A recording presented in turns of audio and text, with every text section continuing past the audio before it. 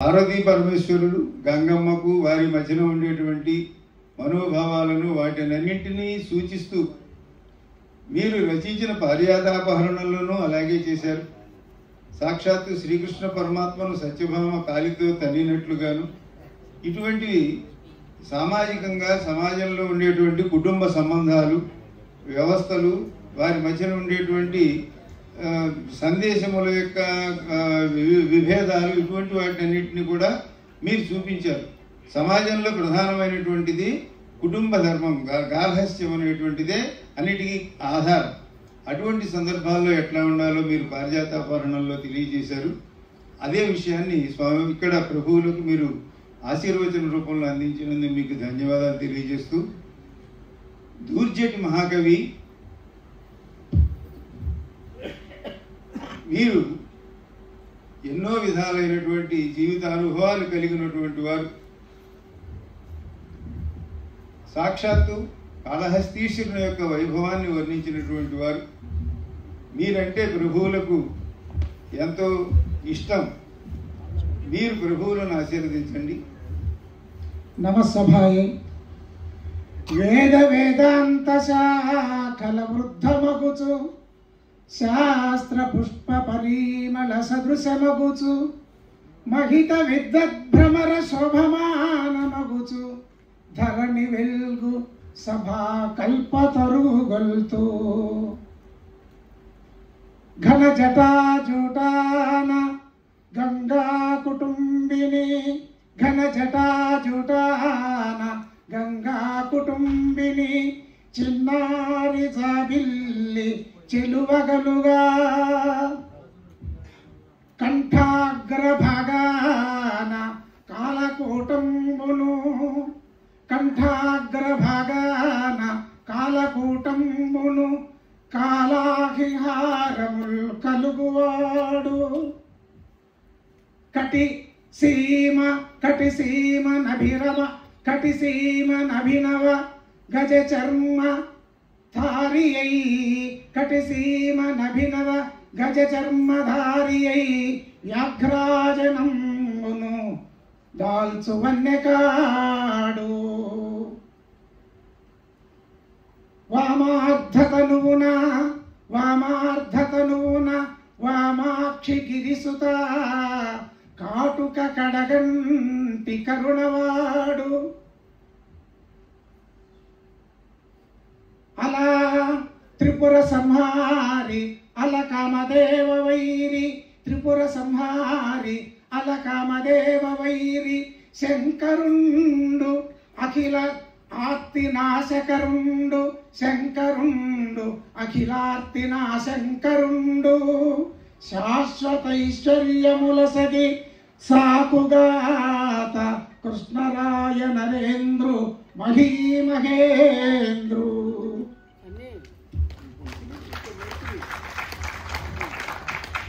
దూర్జటి మహాకవి మీరు రచించినటువంటి కాళహస్తీశ్వర మహాత్మ్యం, కాళహస్తీశ్వర శతకం తెలుగు వారందరూ ఆ పద్యాలన్నీ కంఠస్థం చేసి జీవితంలో కావలసినటువంటి కష్ట సుఖాలు, వైరాగ్యం, ఏ విధంగా జీవించాలి, ఇవన్నీ కూడా ఇప్పటికీ ఎప్పటికీ చెప్పుకుంటూ ఉంటారు.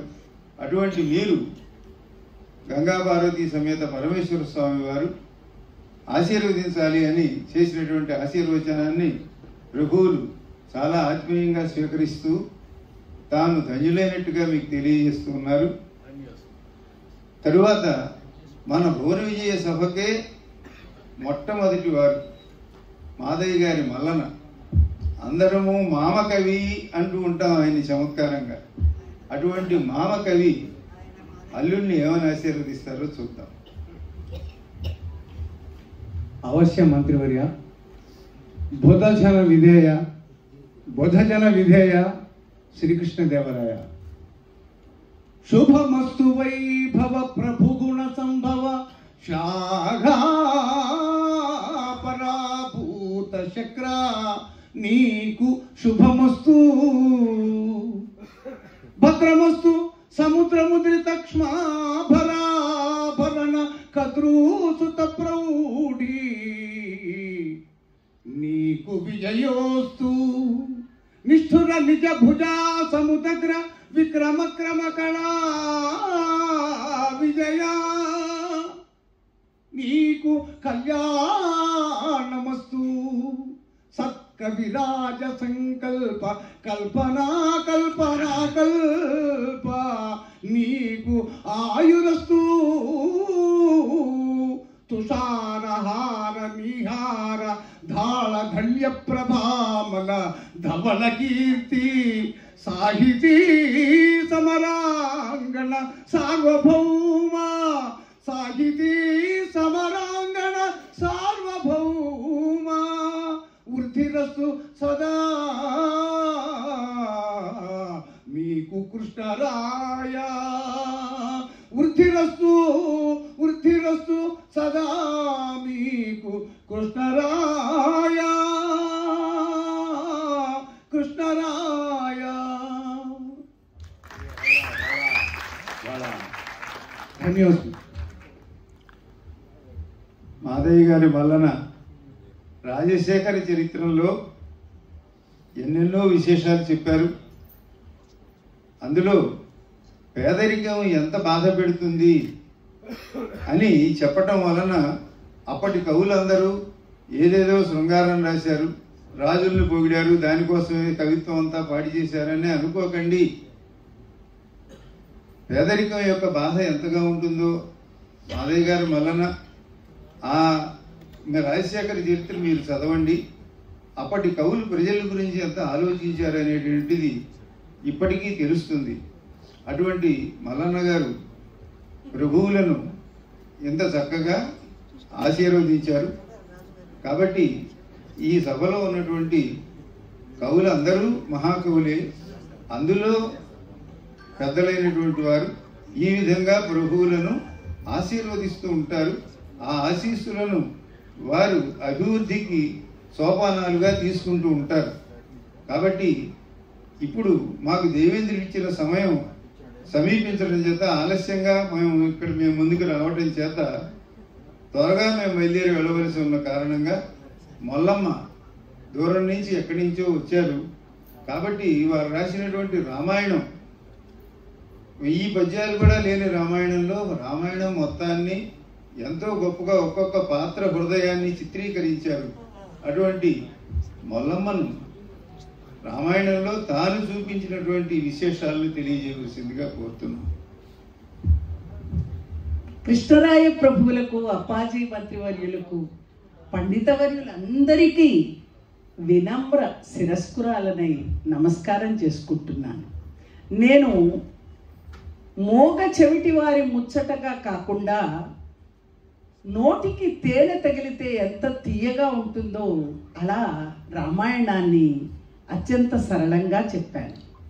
అందులో సమయం ఎక్కువ లేదు కాబట్టి ఒక మనోహరమైనటువంటి ఒక దృశ్యాన్ని, నిషాదరాజైనటువంటి గుహుడు రాముడు అరణ్యానికి బయలుదేరినటువంటి సమయంలో తనకెంతో ఆత్మీయుడు, ఆప్తుడు, ఆరాధ్య దైవం అయినటువంటి ఆ శ్రీరామచంద్రుని ఎంతగానో ఆదరించి కందఫలాదులు తేనె సమర్పించటమే కాకుండా గంగని దాటించమని రాముడు కోరగా అందులకు ఎంతో సంతోషంగా తానే స్వయంగా ఆ పడవని నడపటానికి సిద్ధపడి సుడిగొని రామ పాదములు సోకగ ధూళి వహించి రాయి ఏర్పడ నొక కాంత అయ్యనట పన్నుగ ఈతని పాదమియడ వడి ఓడ సోక ఇది ఏమగునో అని సంశయాత్ముడై కడిగే గుహుండు రామ పద కంజయుగమ్ము భయము పెంపున. ఈ విధంగా గుహుడు రాముణ్ణి పరమాత్మగా భావిస్తున్నాడు, పరమ ఆప్తుడుగా భావిస్తున్నాడు. కానీ అహల్యకి శాప విమోచనం కలిగించిన రాముడు రాయిని అమ్మాయిగా మార్చేశాడు. నా పడవని కూడా ఒక అమ్మాయిగా మారిస్తే రేపటి నుంచి నా గతేమిటి అని చూపించిన అమాయకమైనటువంటి ఆ ముగ్ధ భక్తిని నేను చిత్రించి ఎంతో సంతోషాంతరంగానైనాను. అలనాడు శ్రీరాముడి కీర్తి అతని సుపరిపాలన గురించి తరతరాలుగా ఇప్పటికీ కూడా కీర్తించుకుంటున్నట్టుగానే శ్రీకృష్ణదేవరాయ ప్రభువుల యొక్క సాహితీ సమరాంగణ సార్వభౌముడైన కృష్ణరాయల యొక్క ఈ సభని మనం మళ్ళీ మళ్ళీ మళ్ళీ మళ్ళీ దర్శించుకుంటూ తలుచుకుంటూ పులకించుకుంటూ పోతున్నాం. కాబట్టి ఇటువంటి కృష్ణరాయలకి ఎల్లవేళలా శాశ్వతమైన కీర్తి ప్రతిష్టలు తెలుగువారి హృదయాలలో కలగాలని మరీ మరీ కోరుకుంటున్నాను.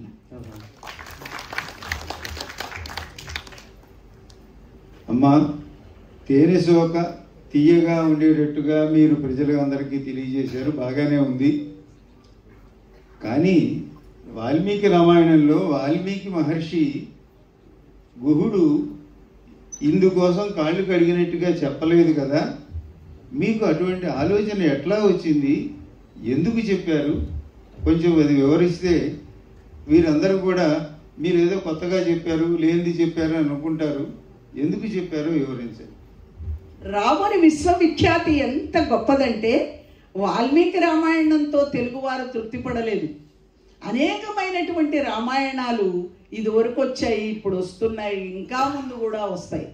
మరి ఒక నిషాదుడైనటువంటి గుహుడి యొక్క ఊహలో ఒక ముగ్ధమైన మూఢమైన భక్తిని ఆధ్యాత్మ రామాయణంలో ఇతరమైనటువంటి అనేకమైనటువంటి జనుల పలుకుబడులలో ఉన్నటువంటి గాథని నేను స్వీకరించటం జరిగింది. ఇందులో గుహుని యొక్క హృదయం, అతని భక్తి, అతడు అహల్యని గురించినటువంటి ప్రస్తావన అక్కడ తేవటంలో, అహల్యని నువ్వు శాప విమోచనం కలిగించిన రామా, నీ పాదం ఎంత గొప్పది అనే కీర్తి చెప్పాలని నా తాపత్రయం స్వామి. అదే విషయాన్ని నేనేమీ చదువుకోలేదు, నేను ఎట్లా కవిత్వం చెప్పానో నాకే తెలియదని చెప్పిన అమ్మ అధ్యాత్మ రామాయణంలో ఈ రహస్యాన్ని మనకి తెలుగులో తేలికగా అందజేశారు. కాబట్టి అంతటి వినయ విధేయతలు కలిగినటువంటి మల్లమ్మ శ్రీకృష్ణదేవరాయ సభలో ఈ విశేషాలన్నింటినీ తెలియజేస్తే ప్రపంచం అందరికీ తెలుస్తుందనే ఉద్దేశంతో విచ్చేశారు. ప్రభువుల వారి పక్షాన వారికి ధన్యవాదాలు తెలియజేస్తూ, రామరాజభూషణ కవి ఈ భువన విజయానికి, తెలుగు సాహిత్యానికే ఒక అలంకారం. సంగీత సాహిత్య నిధిగా ఆయన హనుమద్భక్తుడై ఎన్నో విధాలుగా ఎన్ని రకాలైనటువంటి సంగీత విశేషాలు, రాగాలు, మరి శ్లేషలు, అలంకారాలు ఇవన్నీ చూపించినటువంటి గొప్ప ప్రబంధం వసు చరిత్ర ప్రబంధం. ఆ ప్రబంధంలోని ఒక్క విశేషాన్ని తెలియజేయవలసిందిగా కోరుతున్నాను.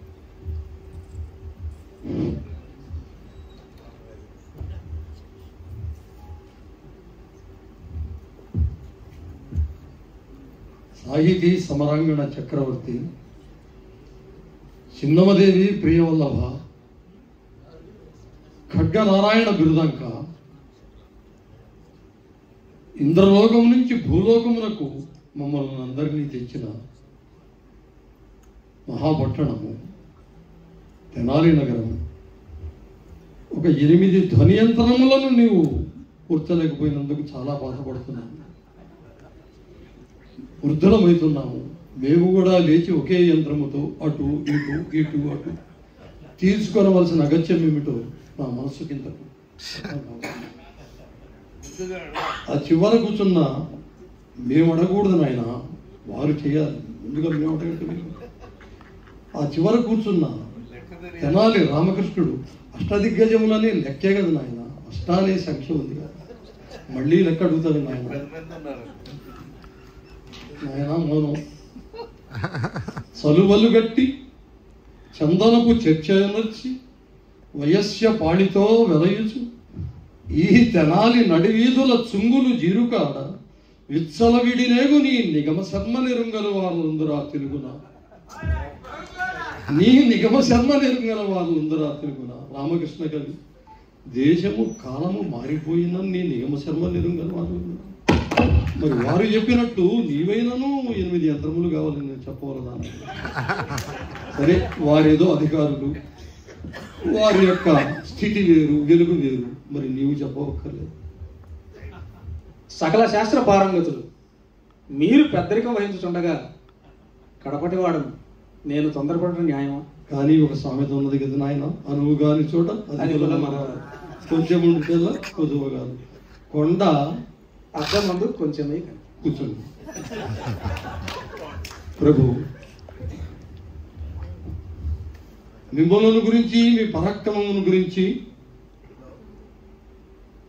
ఈ మహాకవులు శ్రీరంగేశ్వర నాభిపంకజ రజశ్రీ కంటే, చోళేంద్ర తన్వీరాజత్కుజపాడి కుంకుమము కంటే, సఖ్య భూభృత్తటి నిరంధ్రీకృత గైరికద్రవము కంటే, వన్నెగావించ కావేరీతోయము కృష్ణరాయలు అహితోర్వీనాథ రక్త ప్రభన్ అని వర్ణించినటువంటి ఈ మహాకవుల యొక్క సభలో మేము నిజమునకు అది కావలను ఇది కావలను అని మేము అడగనేలా?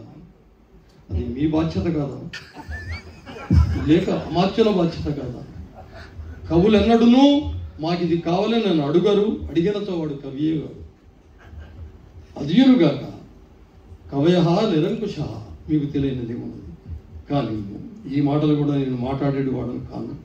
తెనాలి అని అమాత్యుల వారు చెప్పడం వలన దీని వైశిష్ట్యం ఏమిటో ఒక గంట ఉపన్యసించగలను, కానీ సమయం కాదు. మీరన్నట్లు మళ్ళీ మన కోసం రంభ ఊరవసి ఇత్యాదులు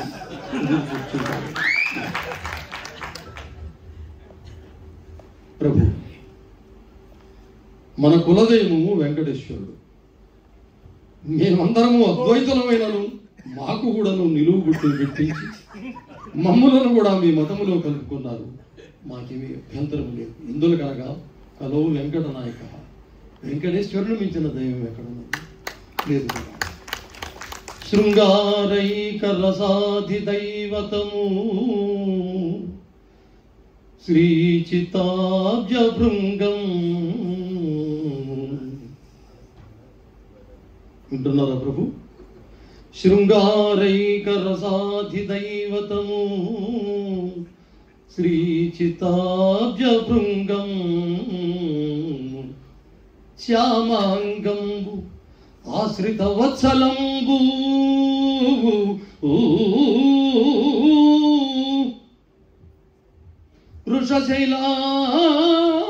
వృషశైలావాసము ఉద్యద్దయాభాగం అవ్యయ వెంకటేశ్వర పరబ్రహ్మం. అవ్యయ వెంకటేశ్వర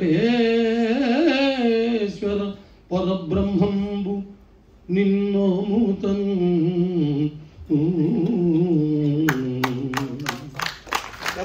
రంగారం మల్లన సూరన రంగారం రుచిరాయురున్నతుల కృష్ణ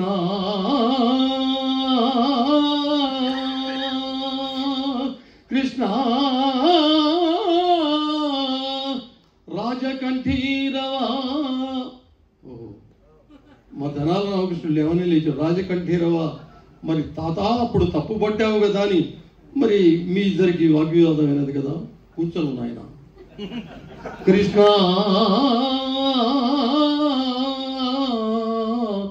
అర్థి కల్పద్రుమా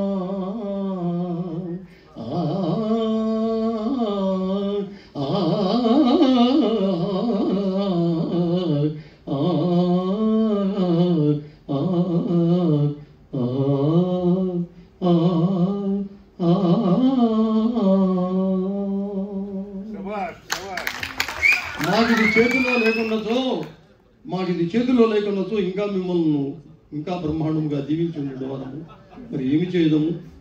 శ్రీరామా వసుధా కళత్రుడు విరించి పుష్పబాణాసను గారామరగ కన్న తండ్రి త్రిజగత్ కళ్యాణ సంధాయి శృంగారాధీశుడు విష్ణుదేవుడు లసత్కారుణ్యపు నేక్షణుడై లసత్కారుణ్యపూర్ణేక్షణుడై రక్షించుత కృష్ణరాయని అనంత శ్రీల చేకూర్చుచు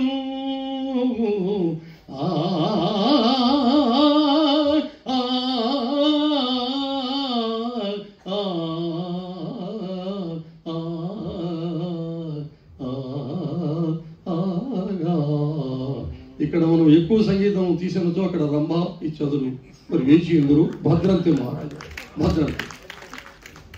మహాకవి ఒక్క నిమిషం అప్పాజీ గారు.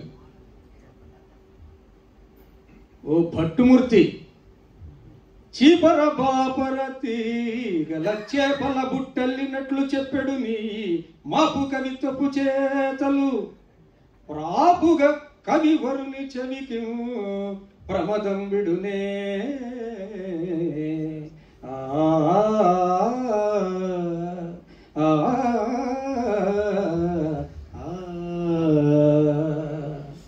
ఓహో, సంగీతమును కూడా అభ్యసించినావు అన్నమాట. చాలా సంతోషము. అయ్యా, అగ్రాసనాధిపత్యమును వహించిన పెద్దనామ వచ్చా చెప్పమంటావా సమాధానం? మాకన్నాను ఈ కుర్రవాడికి ఎక్కువ ఆతృత కదా. సూరన్న కదా చిన్నవాడు. ప్రజలు చెడుగైన పాలించు ప్రభుని తప్పు, ప్రజలు చెడుగైన పాలించు ప్రభుని తప్పు, ధరను శిష్యుడు చెడుగైన గురుని తప్పు. భార్య చెడుగైన భరించు భర్త తప్పు, భక్తుడెవడైన చెడుగైన భవుని తప్పు. కాబట్టి నాయన చీపర బాపర చీతర బాధర కాదు, ఇంకా నీవు రామరాజ భూషణుడనగా ఏమియో సంగీత సాహిత్య కళానిధి అని ఈ ప్రభువుల వారు సభాముఖంగా ఎందుకు బిరుదునిచ్చినారో, ఏలుగునెక్కించినారో ఒక్క మల్లన్న గారికి తెలుసు, పెద్దన్న గారికి తెలుసు. నాయన ఆ విషయం తగ్గించుకును నాయన, స్వర్గంలోకి మనకు పోదువా తొందరగా. ఆవేశం లేనివాడు కవిగాడు స్వామి. వీరావేశం అనండి నాయన, సంస్కృతికి ఆవేశం అనండి స్వామి. సభ్యులారా, మా సమయాన్ని మీ సమయాన్ని పరిశీలించండి. ప్రభువుల వారు కూడా ఎదురు చూస్తున్నారు. ఈ వివాదాలు ప్రజలకు ఏదైనా ఒక ప్రయోజనాన్ని కలిగించేవై ఉండాలి తప్ప, లేకపోయినట్లయితే సాహిత్యం అన్నా కవిత్వం అన్నా వారి భయం కలుగుతుంది, విరక్తి కలుగుతుంది, దూరంగా ఉంటారు. అందువలన కవిత్వం వారికి ఏం చెబుతోంది, వారి జీవన విధానంలో మార్పులు ఏం చెబుతోంది అనేటువంటిదే ఆ కవులు తెలియజేస్తూ ఉంటారు. ఇప్పుడు తెనాలి రామకృష్ణుడు ఎట్లాగో కలగజేసుకున్నాడు కాబట్టి ఒక చిన్న సమస్య ఇమని ప్రభువులు వారు సూచిస్తున్నారు. ఆ సమస్యను వారికి ఇస్తాను. బలరాముడు సీతగాంచి పక్కున నవ్వెన్. రామ రామ రామ రామ. బలరాముడు సీతగాంచి పక్కున నవ్వెన్. ఇటువంటి చిలిపి పనులు చిలిపి మాటలు మాట్లాడుతుంటారు కాబట్టి దానికి ఏం సమాధానం చెప్తాడో చూద్దాం. పక్కున నవ్వెన్. సాహితీ సమరాంగణ సార్వభౌములకు జయమగుగా అప్పాజీ గారికి ప్రణామం. దిగ్గజ కవి మండలికి వినయపూర్వక నమస్కృతులు. ప్రభు శ్రీకృష్ణదేవరాయ ఈ భువన విజయమందు నన్ను సముచిత పీఠాలంకృతినిగా చేసి అష్ట దిగ్గజములను ఏర్పరిచిన మీకు కృతజ్ఞతాభివందనములు. తల్లి సరస్వతి, తల్లి సరస్వతి పుత్రుడ వల్లకి పాడికనా, సదయవదన మలరుచు వల్లయగున్నా సదనమై, వల్లనంతయునుడివెదా వల్లనంతయునుడివెదా వాగ్మినగుటచే.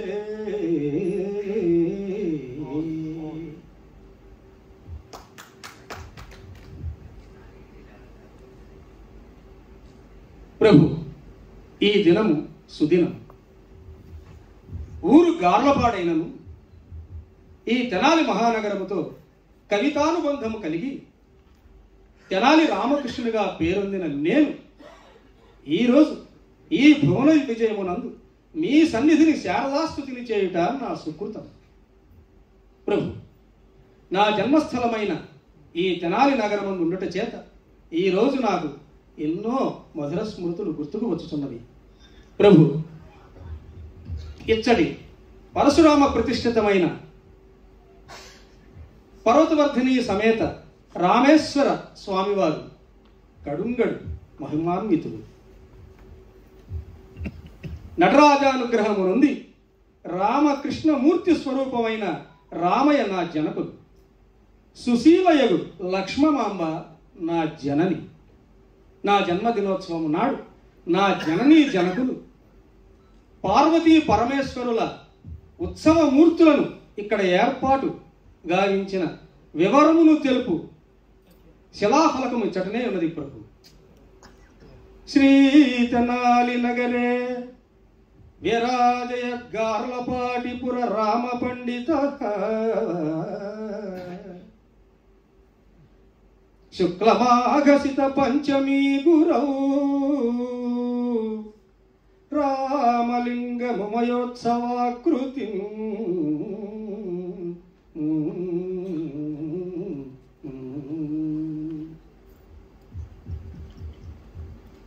ఇచ్చడి రామేశ్వర స్వామి వారి సన్నిధి రానమ్మ ఎచ్చటినో కైలాసం నందు గల ప్రముఖులందరూ ప్రభు నీ సన్నిధిలో ఉన్నట్లుగా నాకు అనుభూతి కలుగుతున్నది.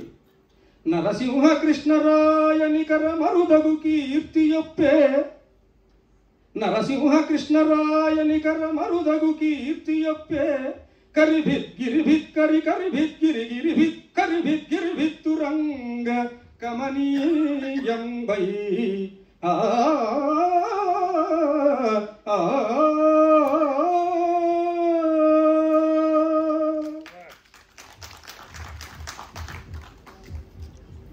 సకల కళా భోజరాజ విభవ సాహితీ సమరాంగణ సార్వభౌమ వసుధాధ్యక్ష విద్యా పండిత శ్రీకృష్ణదేవరాయ సారగుణాభిరామ శుభ సంగత ధీబల విక్రమ క్రమోదార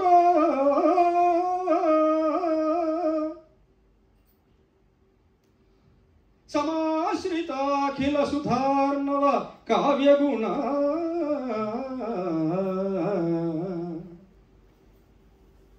విధాన సంధార విభాకర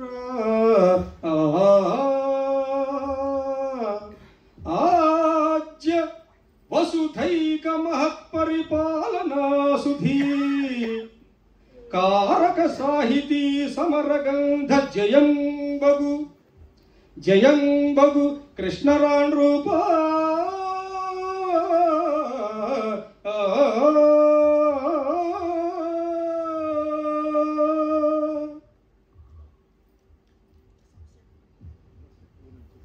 ప్రభు రామకృష్ణ సమస్యాపూర్ణ సమస్యాపూర్ణం.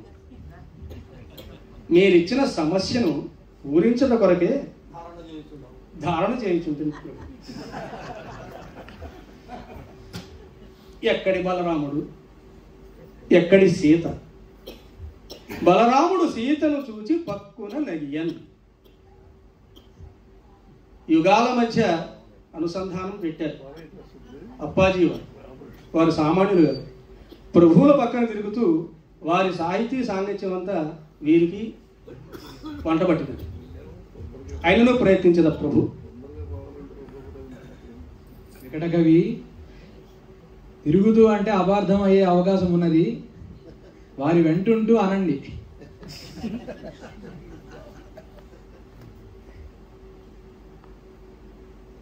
లలనలు పాయసమానిన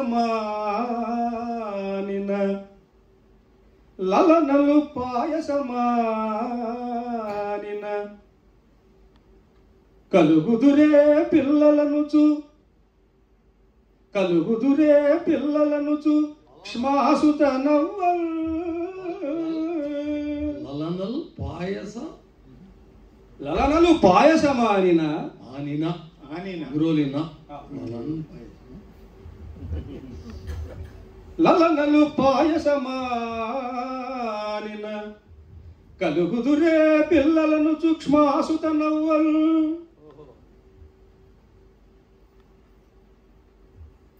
పొలమున దొరికెదరని ధీ బలరాముడు సీతందూచి పక్కున నగియన్.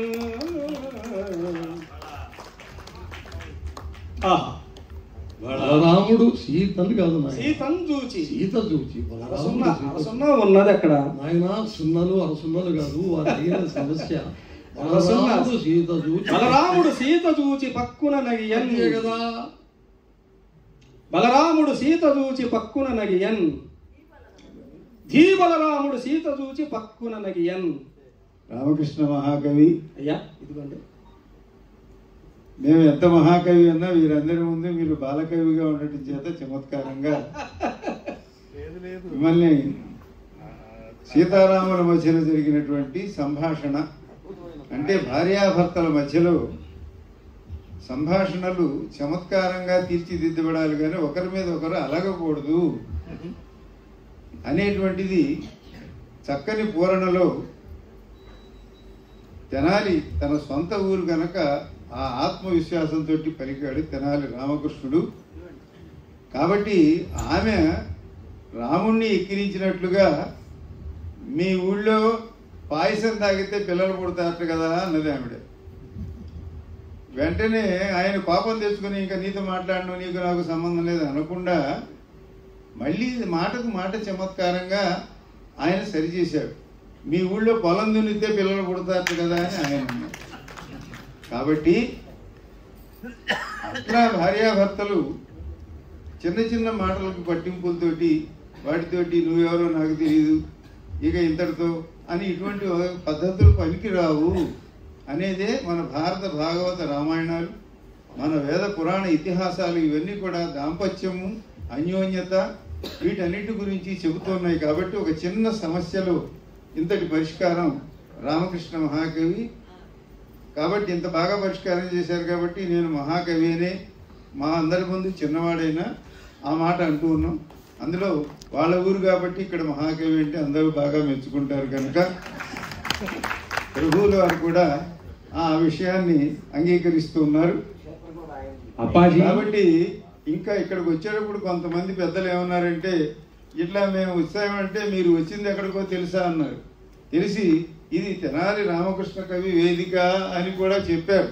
కాబట్టి ఇక్కడ ప్రజలందరికీ మీరు అంత ఆత్మీయంగా ఉన్న కారణంగా ఏదైనా స్థానబలం బాగుంది. కాబట్టి ఇక్కడ కొద్దిసేపు మేము త్వరగా మళ్ళీ ఇంద్రుడి నుంచి ఆహ్వానం మళ్ళీ పిలుపు వచ్చే లోపల బయలుదేరి త్వరగా వెళ్ళిపోయే అవకాశం ఉంది. కాబట్టి మరి అయ్యలరాజు రామభద్రుడు రామాభ్యుదయం అనేటువంటి ఒక గొప్ప ప్రబంధాన్ని రామాయణాన్ని మొల్లమ్మ ఎంత సులువుగా రచించిందో ఆయన అంత అలంకార శబ్దాలంకార భరితంగా శబ్దాలంకార భూయిష్టంగా ఆయన చేశారు.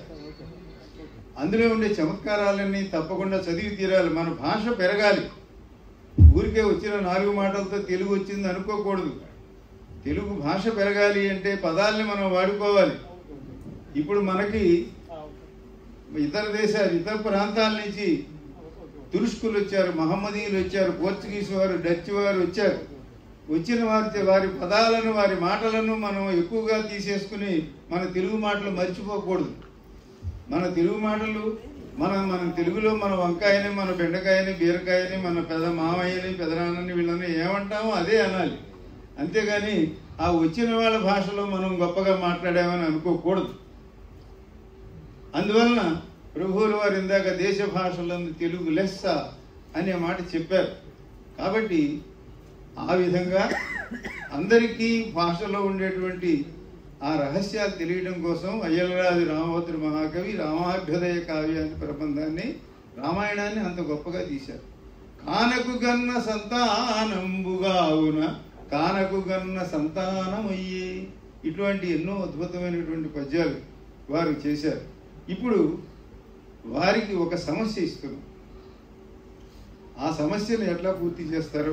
వారు రామాభ్యుదయం రాశారు కాబట్టి రామాయణానికి సంబంధించిన సమస్యనే ఇమ్మని ప్రభువులు వారు అన్నారు కాబట్టి, రాతికి కోతి పుట్టి తనరారగత చిరజీవి మహిన్. రాతికి కోతి పుట్టే తనరారగత చిరజీవి మహిన్. ఇది ఈ రామాయణానికి ఎట్లయినా అన్వయిస్తుందేమో. మీరు ఏ మాటలు ఎటు తిప్పుతారో చెప్పలేము, అంత చమత్కారి కాబట్టి దీన్ని ఎట్లా చేస్తారో చూపించండి. ప్రభు అమాత్య శేఖర కాలాతీతమైనను సమస్యను వసంగినారు. అమాత్యుల వారు రాతికి కోతి పుట్టి తన రారను తా చిరజీవి మహిళ ధరను. వారు ఒక సమస్య ఇచ్చారు అనుకున్నారు, కాదు, సమస్యల తోరణం ఇచ్చారు. రాతికి కోతిని పుట్టించడం ఒక సమస్య, ఆ కోతి కూడా భూమి మీద, అది చిరంజీవిగా ఉండటం, సమస్యలతో రణం చేయమన్నారు అమాత్య శేఖరుడు. పైగా ప్రభువుల వారు ఇమ్మన్నారు అని చెబుతున్నారు. నేను ధాత వసంగినట్టి వరదాన బలంబున దుర్మదాంధుడై. ధాత వసంగినట్టి వరదాన బలంబున దుర్మదాంధుడై జ్యోతిత బాహువీర్యమున యోగి మునీంద్ర సుర ప్రజాలికి భీతియునర్చు రావణుని భీతము అడంచగరించి అంధగా ఆరాతికి కోతి పుట్టి తన రారెను తా చిరజీవి అయితరం. ఎక్కువ వ్యాఖ్యానం చేయను. అంధకుడు అనేటువంటి వాడిని సంహరించడం కోసం శివాంశ సంభూతుడుగా జన్మించాడు హనుమంతుడే చేస్తూ ధన్యోస్మి. రామభద్ర కవి అంధకారాతి అనగా, ఇప్పుడు ఇక్కడ ఉన్న పిల్లలకి అర్థం కావడం కోసం, పెద్దలందరికీ తెలుసును. అంధకుడనే రాక్షసుడికి శత్రువుగా ఉన్నవాడు, ఆయన సంహరించిన వాడు పరమేశ్వరుడు. ఆంజనేయుడు పరమేశ్వర అవతారంగా చెప్పబడ్డాడు. కాబట్టి దుష్ట శిక్షణ కోసం వచ్చినటువంటి శ్రీమన్నారాయణునకు రామావతారంలో పరమేశ్వరుడు ఎప్పుడూ సహాయంగా ఉంటాడు. ఆయన ఏ అవతారంలో అయినా పరమేశ్వర సహాయం ఉంటుంది. శివకేశవులు ఇద్దరు ఒకటే, వారిద్దరు వేరు వేరు కాదు అనేదే ప్రభువుల వారి యొక్క ఉద్దేశ్యం. అందువల్లనే ఈ భువన విజయంలో వైష్ణవ కవులు ఉంటారు, శైవ కవులు ఉంటారు. అంతేగాని మీరుంటే వారు ఉండకూడదు, వారుంటే వీరు ఉండకూడదు, ఇటువంటి భేదాభిప్రాయాలు ఉంటే అది మనకు క్షేమం కాదు అనే విషయం కూడా ప్రభువుల వారికి తెలుసు. శివస్య హృదయం విష్ణు, విష్ణుస్య హృదయం శివ, యథా అంతరం నపశ్యామి తథా మే స్వస్తిరాయిషి అనే మాట ప్రభువుల వారు ఎప్పుడు అంటూ ఉంటారు. వారిద్దరి మధ్యన భేదం చూడకుండా ఉన్నంత వరకే మనకి క్షేమం కలుగుతుంది. వారిద్దరి మధ్యన భేదం చూస్తే మనకు క్షేమం కలగదు అని చెబుతున్నది వేదం. కాబట్టి ఆ విధంగా రామ అవతారంలో రావణ సంహారం కోసం, దుష్ట శిక్షణ కోసం సహాయపడటానికి తన భక్తుడైనా సరే రావణాసురుడు అతని ప్రవర్తన సరిగ్గా లేదు కాబట్టి అతన్ని సంహరించడం కోసం ఆంజనేయ రూపంలో రాముని వెంట వచ్చి ఎంత చేశాడో సుందరకాండలో వీటన్నింటిలోనూ కూడా వారు బాగా వర్ణించారు. వాటన్నింటినీ ఈ సమస్య పూరణంలోనే మనందరికీ తెలియచేశారు. ఇక పింగళి సూరన ఆయన ఎన్నో విచిత్రమైనటువంటి రచనలు చేశారు. ఇక్కడ ఉన్నవారందరూ ఒక పురాణము, ఇతిహాసము, ఉపనిషత్తుల కథ ఆధారంగా చేసుకునే ప్రబంధాలు రాశారు. పింగళి సూరన స్వతంత్రంగా తెలుగులో ఎట్లా రాయవచ్చు అనేటువంటి ఒక కళాపూర్ణోదయం అనే 8 ఆశ్వాసాల మహాకావ్యాన్ని చేశారు. మరి ప్రభావతి ప్రద్యుమ్నము మొదలైనటువంటివి, మరి 2 అర్థములు వచ్చేటువంటి రాఘవ పాండవీయము, ఇటువంటి ఎన్నో గొప్ప రచనలు చేసినటువంటి పింగళి సూరన మన తెలుగు సాహిత్యంలో ఒక ప్రత్యేకమైన స్థానం కలిగి ఉంటారు. అటువంటి పింగళి సూరన గారు తన సాహిత్యంలో నుంచి, తన రచనల్లోంచి ఒక అద్భుతమైన విషయాన్ని తెలియజేయవలసిందిగా, ఎందుకనగా త్వరగా మనం వెళ్ళవలసినటువంటి విషయాన్ని గుర్తు చేశారు ప్రభువుల వారు. అందువలన ఆ విషయాన్ని వివరించవలసిందిగా కోరుతున్నాను. అవశ్యం అమాత్యశేఖర. సాహితీ సమరాంగణ సార్వభౌమ, సుజన కవి చూడామణి, నేను రచించిన కళాపూర్ణోదయం గురించిన విశేషాలు అప్పాజీ వారు తెలియజేశారు. కానీ అందుకని నేను ఎక్కువ వ్యాఖ్యానం జోలికి పోకుండా మీకు దైవభక్తి, తెలుగు భాషా స్ఫూర్తి రెండు కళ్ళు కదా ప్రభు. ఆ విషయాన్నే నేను నా కళాపూర్ణోదయ కావ్యంలో ఒక పద్యంలో ఎంతో గొప్పగా తెలియజేశాను.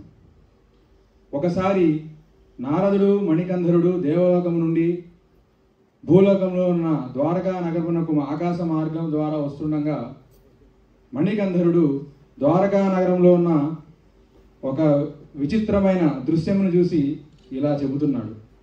తమిబూదీగల తూగుటు ఈయలల పంతాలాడుచుందూగు, తమిబూదీగల తూగుటు ఈయలల పంతాలాడుచుందూగు, ఆ కొమరుంబ్రాయపు గబ్బి గుబ్బెతల అంగ్రుల్ చక్కగా సాగి మింటి మొగంబై చనుదెంచు టీవీ కనుగొంటే దివ్యమౌనీంద్ర, నాక మృగీ నేత్రల మీద కయ్యమునకున్ కాసాచులాగొప్పెడు.